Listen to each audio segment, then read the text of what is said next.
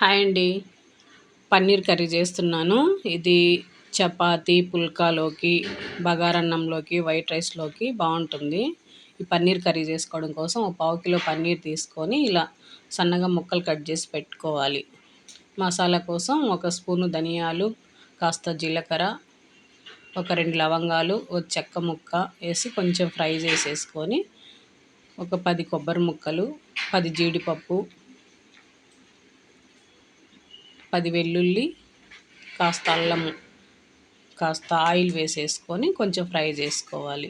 అవి ఫ్రై అయిన తర్వాత 2 ఉల్లిపాయలు, 2 టమాటో కట్ చేసి వేసుకొని ఒకసారి కలుపుకొని ఇదంతా బాగా మగ్గించుకొని చల్లారిన తర్వాత మిక్సీ పట్టి పెట్టుకోవాలి మసాలా అంతా. ఒక గిన్నె అదే గిన్నెలో ఆయిల్ వేసుకొని ఆయిల్ హీట్ అయిన తర్వాత కట్ చేసి పెట్టుకున్న పన్నీర్ వేసేసి అవి విరగకుండా జాగ్రత్తగా ఇలా కలుపుకోవాలి. అవి కాస్త ఫ్రై అయిన తర్వాత మనకు కావాల్సిన జీడిపప్పు వేసేసుకొని ఇవన్నీ ఫ్రై చేసుకోవాలి. ఇలా బ్రౌన్ కలర్ వచ్చేలా ఫ్రై చేసి పెట్టుకొని పన్నీర్ పక్కకు పెట్టుకోవాలి. అదే ఆయిల్లో మనం మిక్సీ పట్టుకున్న మసాలా అంతా వేసేసి మొత్తం బాగా కలుపుకోవాలి. అడుగు పట్టేయకుండా కలుపుకోవాలి.